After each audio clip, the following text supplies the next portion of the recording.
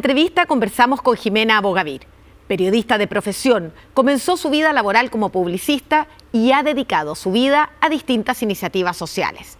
Su más reciente desafío es Travesía 100, una empresa B que busca cambiar la mirada que la sociedad tiene hacia las personas mayores de 60 años en tiempos en que el mundo avanza hacia una población cada vez más longeva.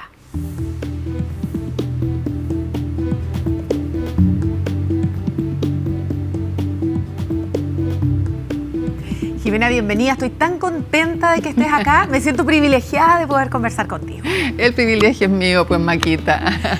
Me estaba contando la Jimena, yo le dije, ¿cómo te autodefines? Y me dijo como una innovadora social. ¿Qué es una innovadora social? Bueno, así me dijeron de repente y me hizo sentido, porque a mí la vida me va empujando a moverme. Cuando yo veo que ya que un tema que a mí me interesa, que me apasiona, de alguna manera está cubierto, me baja como una compulsión de dar el siguiente paso.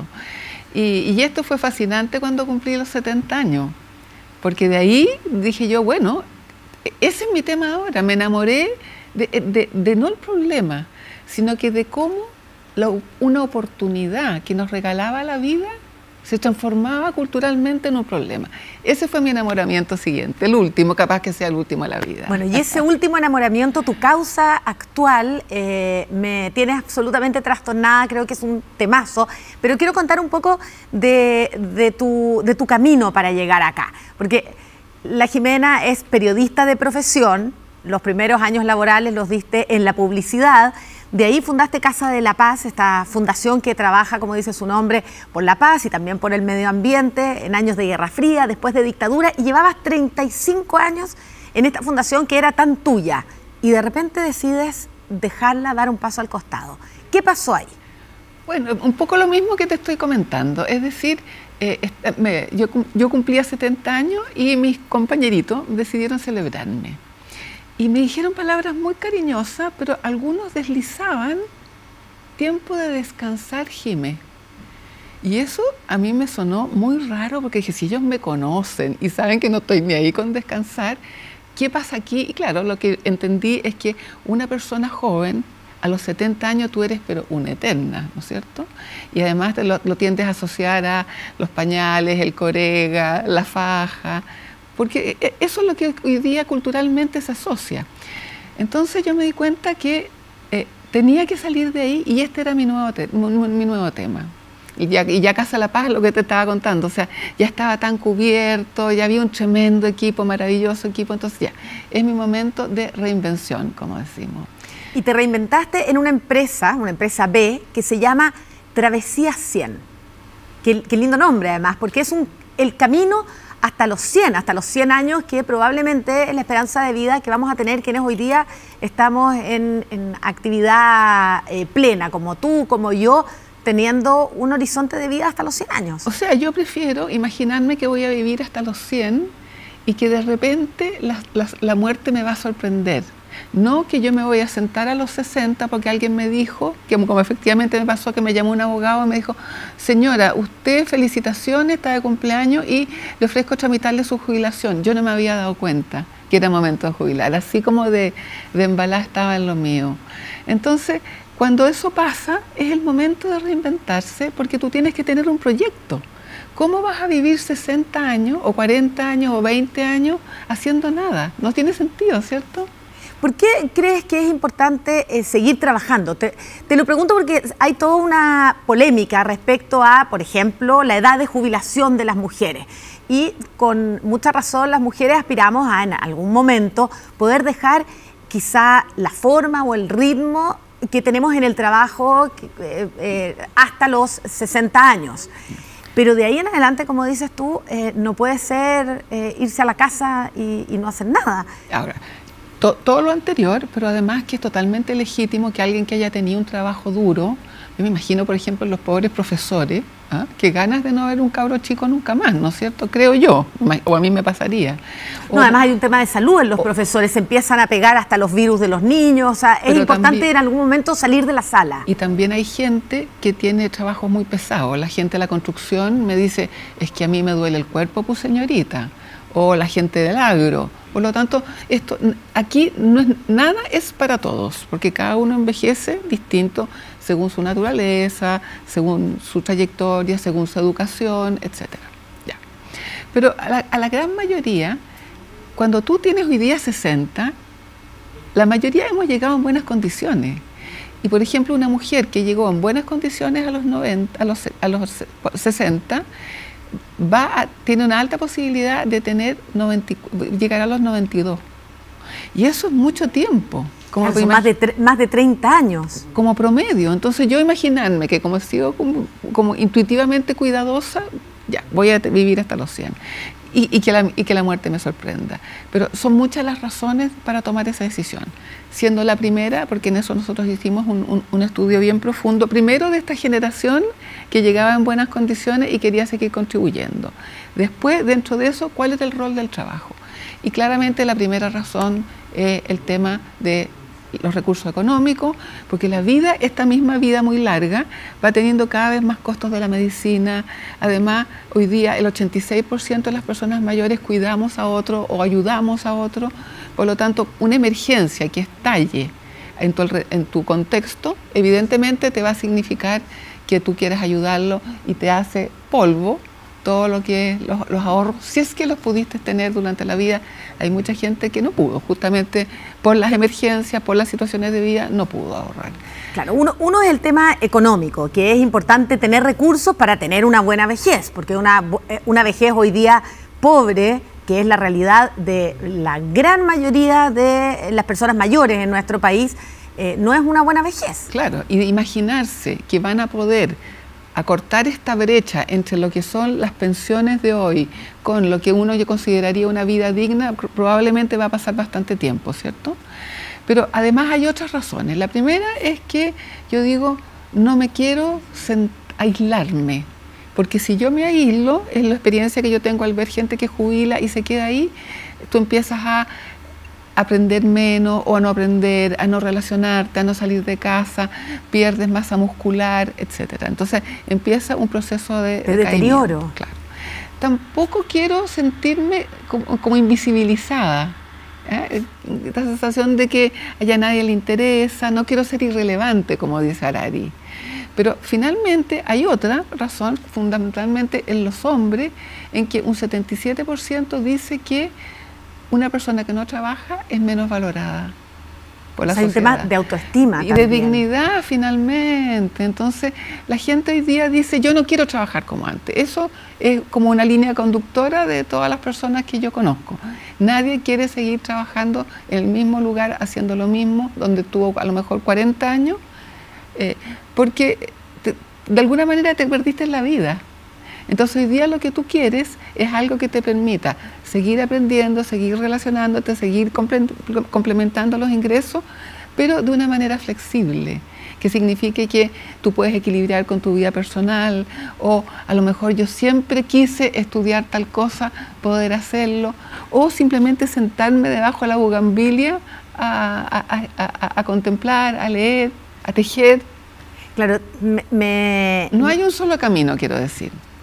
Bueno, me gusta esa mirada y me hace mucho sentido esto que tú decías, que después de los 60 quiero seguir trabajando, no de la misma manera. Tú dices, además hay un cansancio físico, muchos trabajos son de esfuerzo físico durante la vida laboral joven, y entonces en esta nueva vida laboral mayor tiene que ser de acuerdo a las capacidades físicas, pero también a toda la experiencia que agarró durante los años de juventud en ese trabajo. Tal cual. Ahora, lo que nos hemos dado cuenta es que esto que nosotros anhelamos de una vida integrada entre lo laboral, lo familiar, los intereses que yo pueda tener, es lo mismo que le pasa a los jóvenes. O sea, lo que nosotros hemos llegado al convencimiento de que el actual modelo en que estamos trabajando es malo para todos. Tú tienes los primeros 25 años en que te preparas, ¿cierto? Porque uno estudia, va al colegio, la universidad, y siempre te vas preparando, ¿no es cierto?, para lo siguiente. Y yo le he escuchado a jóvenes decir, yo la verdad es que no logro imaginarme el envejecimiento porque estamos tan mentalizados en mi generación que tenemos que romperla ante los 40.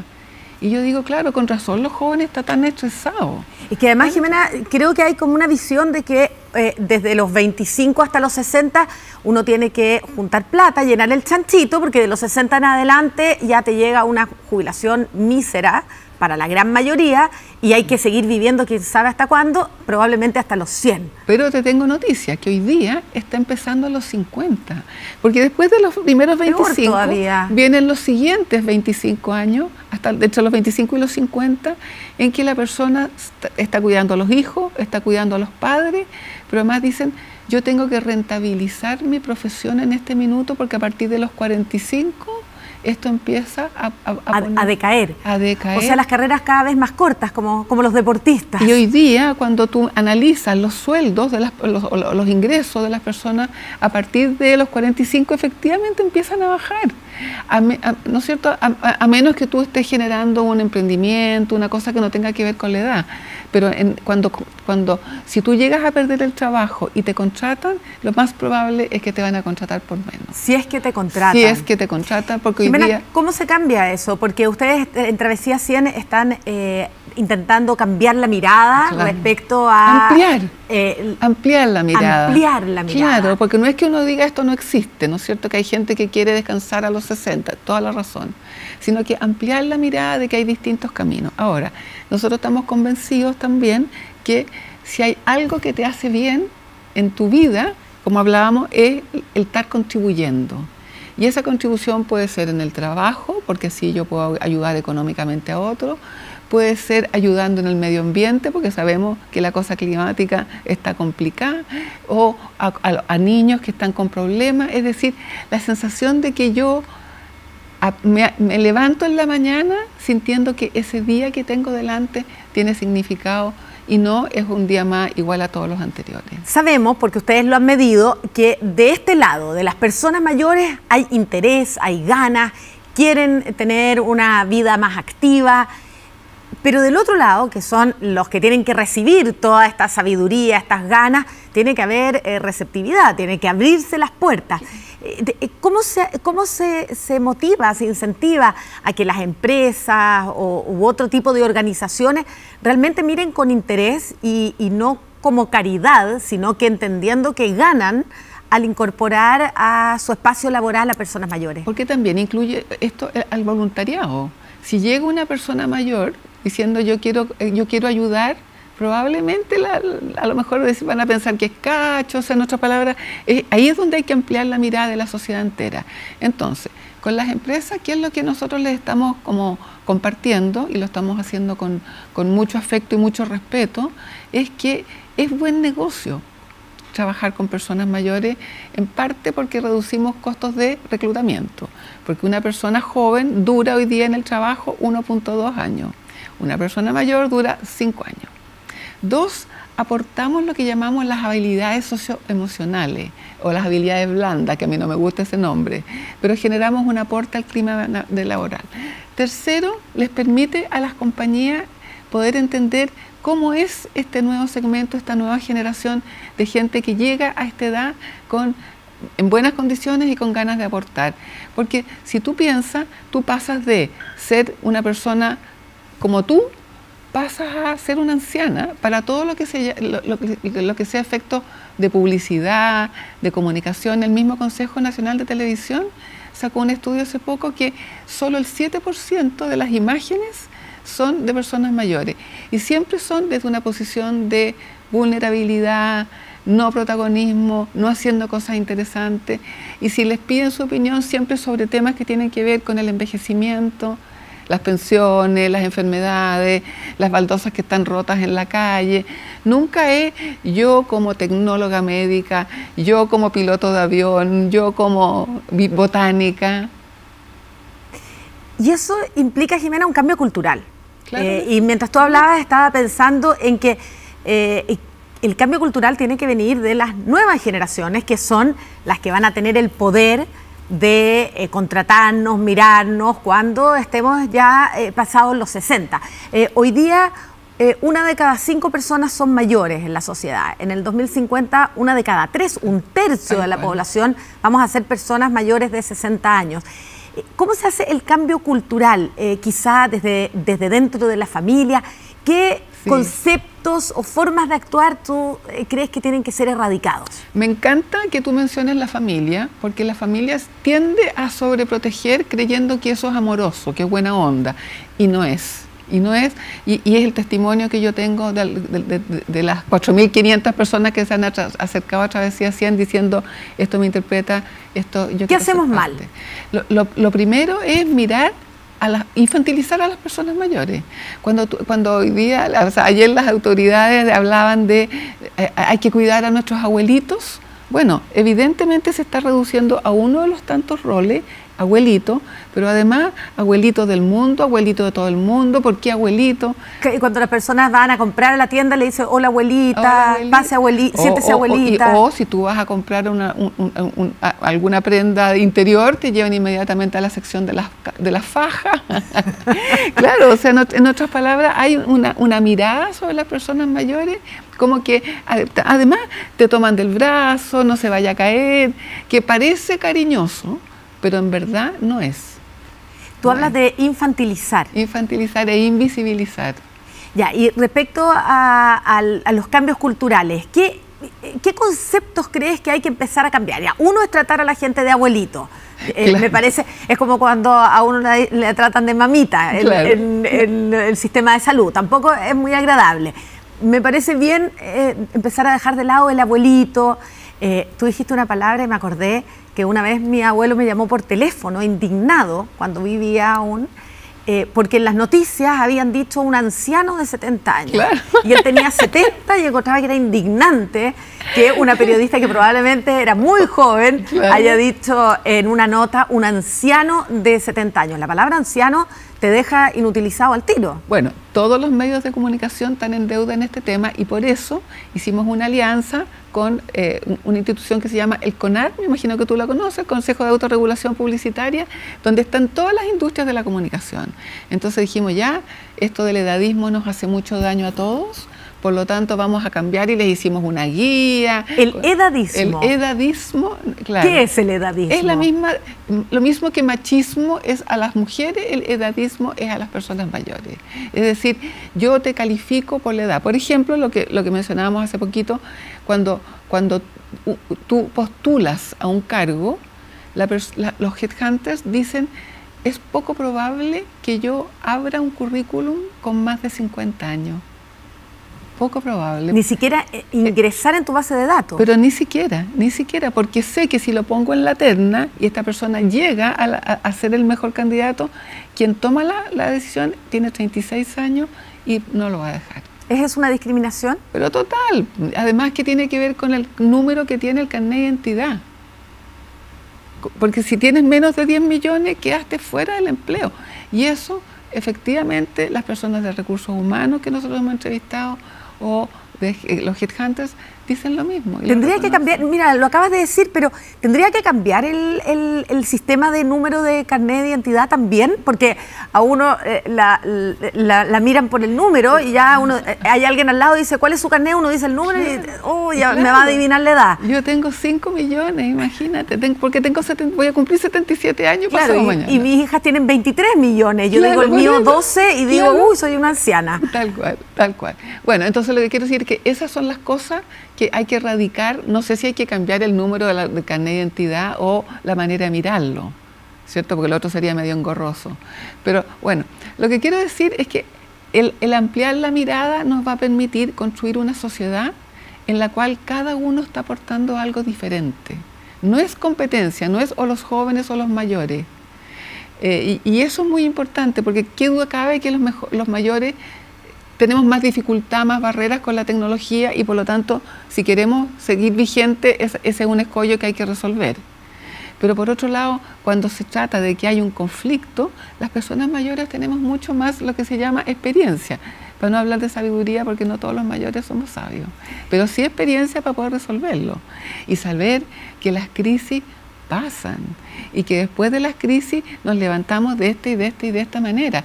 Eso es muy valioso en un grupo humano, llámese la familia, llámese la empresa o llámese la sociedad. Hablamos de la familia, de la empresa, de la sociedad, nos falta el Estado, Jimena. Qué importantes son las políticas públicas. ¿Cómo ves la mirada hoy día gubernamental hacia las personas mayores? Mira, si los recursos fueran ilimitados, yo daría una opinión distinta. Pero dado que los recursos son limitados, me parece a mí que hacernos cargo de las personas que hay que cuidar es estratégico y es fundamental, es un derecho humano, ¿cierto? Ya, primero está el tema de la jubilación, que además es algo pendiente, todavía no sale una reforma de pensiones, venimos varios gobiernos de un lado y de otro prometiendo solucionar el tema, sí. Algo se ha avanzado, pero aún vemos mucha gente mayor en la pobreza. Tal cual, y además es tanta la brecha que como decíamos, que sea por un acuerdo político que eso se resuelva para las generaciones de ahora y de una manera real, porque hay veces se hace una tremenda discusión y se avanza tan poquito que el problema de alguna manera sigue parecido. Entonces, lo que yo pienso, y esto no es algo corporativo, sino que yo pienso que el tema de las pensiones, además de hacer todos estos ajustes que hay que hacer a nivel político, no cabe duda, también hay que abordarlo desde los costos de la medicina. Porque la gran parte de tu pensión se te va en comprar las medicinas que te hacen falta. O como te decía, la emergencia que le pasó a un hijo, un nieto, a tu hermano o a ti mismo. Entonces hay un asunto con la seguridad en la salud que va de la mano con la seguridad de la jubilación. ¿Hay actualmente una ingratitud de la sociedad hacia personas mayores que entregaron todo durante su vida laboral mientras fueron útiles para la sociedad y después quedan en el abandono, en el olvido? Por un lado eso, por un lado que hay una cosa humana de querernos, o sea, de imaginarse que la sociedad hay momentos que te cuida, como cuando eres niño, y va a llegar un minuto en que todos vamos a cuidar o ser cuidados. Eso pareciera que se nos olvidara. Y por lo tanto eso efectivamente hay que acogerlo y hay que resolverlo. Pero también, junto con tener las seguridades sociales mejor resueltas, yo creo que también el aprendizaje, ahí también hay una deuda, porque si tú quieres una nueva carrera, no hay beca para ti, tienes que pagar unas platas que son inalcanzables, sobre todo si lo relacionamos con la jubilación. También está el tema del trabajo, y en eso afortunadamente ahora hay un anteproyecto que se dice que está a punto de salir, un anteproyecto de envejecimiento digno, activo y saludable. Y eso está muy bien, porque una de las cosas que aborda es lo que hablábamos al inicio, se flexibiliza el contrato de trabajo, que es lo que las personas mayores quieren, y que si yo logro trabajar, por ejemplo, en una empresa que no quiere contratar gente part-time si tiene pics de necesidades, eso está perfecto. Entonces lo que nosotros le proponemos a las empresas, y lo estamos logrando, es que identifiquen qué tipos de trabajos son particularmente adecuados porque necesitan estas habilidades socioculturales, más la experiencia adquirida a lo largo de tu vida, pero que además tú puedas hacerlo de manera por temporada, o desde tu casa, o con horarios parciales. O sea, distintas maneras de flexibilizar el trabajo, que no sea estar los 5 días a la semana en el mismo lugar haciendo lo mismo durante 8 horas. ¿Y qué gana esa empresa al contratar a una persona mayor? Lo pienso, por ejemplo, en las relaciones que se crean entre estas personas mayores y los millennials que ya están trabajando, que debe haber una riqueza importante ahí en el traspaso de conocimiento y de experiencia. Tal cual, porque cuando una persona... El otro día yo hablaba con alguien que me decía, mira, yo estaba 6 meses de cumplir los 65 y me llama mi jefe y me dice, la compañía decidió adelantar tu jubilación. Se va a su oficina y se encuentra con que le habían sacado el computador. Y se va entonces con su cajita a su casa diciendo, pero ¿cómo a nadie le importa nada? Toda la experiencia que me llevo, todo lo que yo puedo seguir aportando, las redes. Bueno, entonces eso como dices tú, es una pérdida, y por lo tanto dentro de las cosas que nosotros hacemos con las empresas es hacer estos equipos multigeneracionales en que cada uno aporta lo mejor de sí mismo. Jimena, de las personas que nos están viendo, habrá personas mayores que se sienten identificados, que están viendo quizá en Travesía 100 una oportunidad de reinventarse en esta vida que queda todavía cuando eres mayor de 60, pero todavía una persona joven y activa.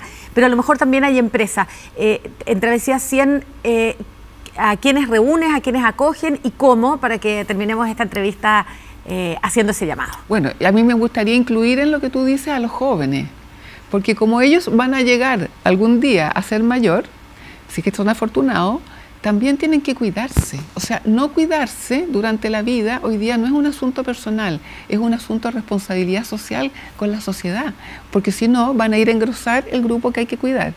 Entonces los jóvenes, que aparte de romperla ante los 40 y rentabilizar su salario, también se cuiden. Empezar a prepararnos para vivir hasta los 100. Exactamente. Las personas mayores lo mismo. Cuando llegue el minuto en que terminan su trabajo formal, miren como diciendo, ¿qué es lo que me viene para adelante? ¿Cuál es mi sueño? ¿Qué es lo que yo siempre he querido hacer? Y probablemente ahí está la pista de cuál es mi propósito, con lo cual yo voy a contribuir a la sociedad y voy a estar bien. Y con las empresas también. Ellos nos llaman y nosotros entonces les ayudamos, revisamos el proceso desde la selección de cómo convocan, porque hay gente que dice, yo postulo y no quedo, lo que te comentaba.